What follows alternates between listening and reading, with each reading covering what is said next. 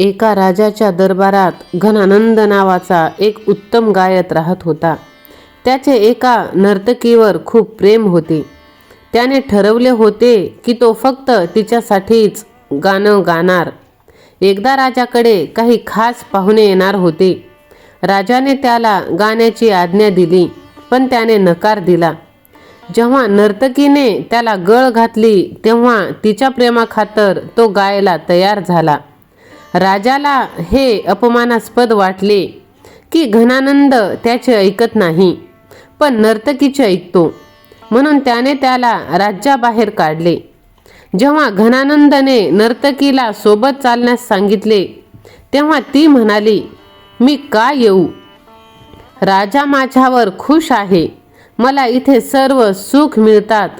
प्रेम तू केलंयस, तू भोग. यातून त्याचे हृदय तुटले आणि पुढे जाऊन तो एक मोठा योगी बनला. हे जग तुमच्या भावनांची कदर करणारा नाही. बाहेरून सर्वांशी चांगले वागा, पण आतून कोणातही इतके गुंतू नका की स्वतःचे अस्तित्व हरवून बसाल. दिगंबरा दिगंबरा श्रीपाद वल्लभ दिगंबरा. सहमत असाल तर श्री स्वामी समर्थ असे टाईप करा आणि ह्या भक्तिमय चॅनलला सबस्क्राईब करा.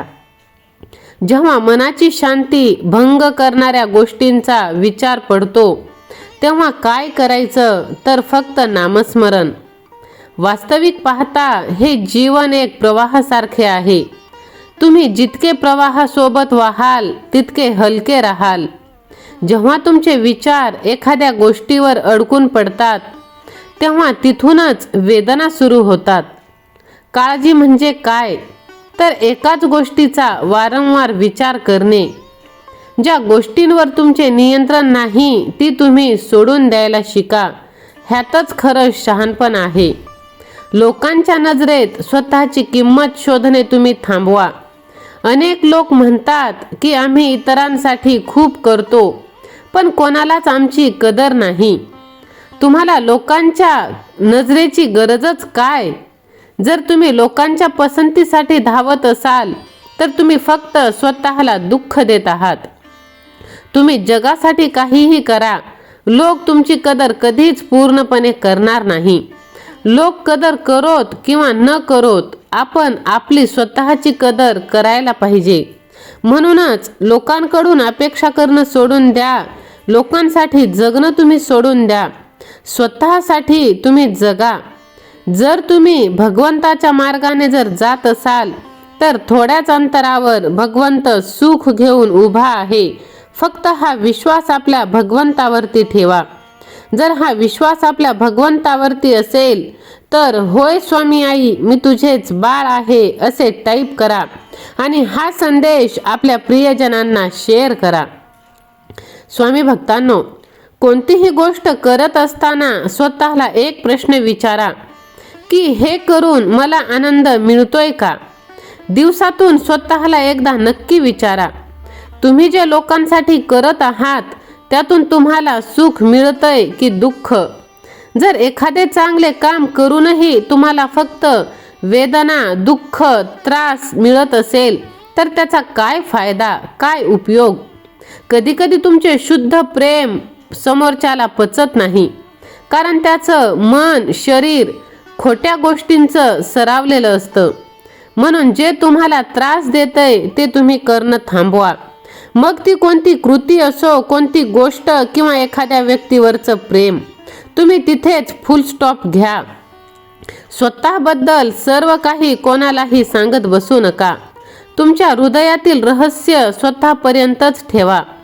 जर तुम्हाला वाटत असेल की कोणाच्या तरी नजरेत तुमची किंमत संपून जावी तर त्यांना स्वतःबद्दल सर्व काही गुपित सांगून टाका.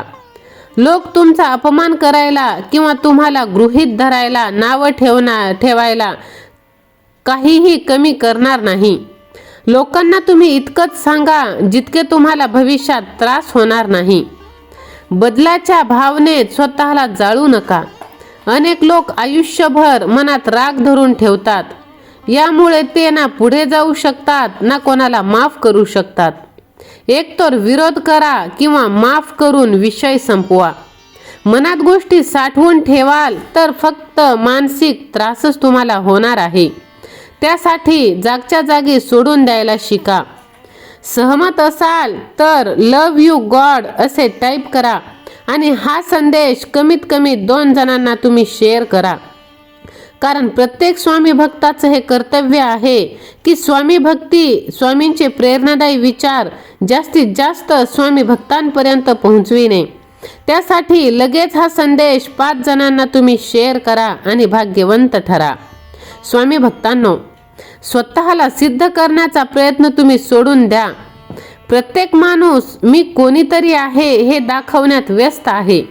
जर तुम्ही स्वतःला काहीतरी मोठं दाखवण्याचा प्रयत्न केला तर लोक तुम्हाला त्यापेक्षा मोठं असल्याचे दाखवतील.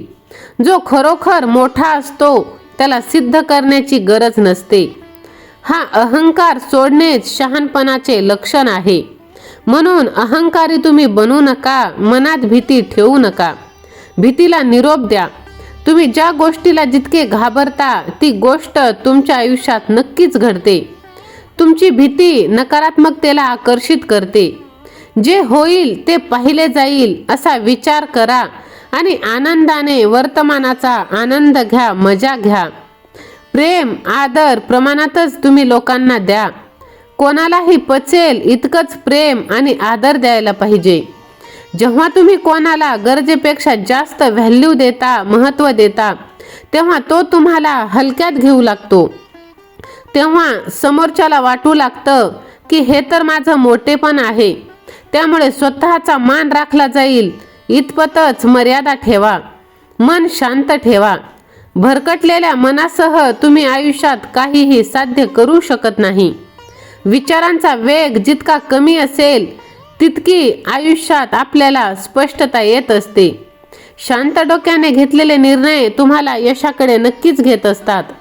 म्हणून आयुष्य जर आनंदाने जगायचे असेल तर काही गोष्टी तुम्हाला ह्या पाळाव्याच लागतील.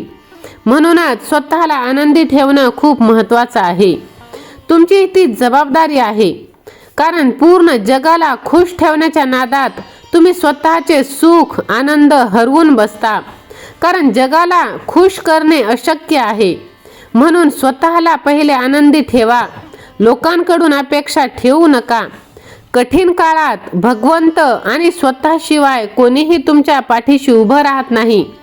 ज्यांच्याकडून तुम्ही अपेक्षा ठेवता ते संकटाच्या वेळी गायब होतात आणि तुमची लढाई तुम्हालाच लढायची असते. त्यासाठीच भविष्याची चिंता सोडा. स्वतःवरती विश्वास ठेवा आणि भगवंतावरती सुद्धा. सहमत असाल तर राजाधिराज योगीराज असे टाईप करा. श्री स्वामी समर्थ. धन्यवाद.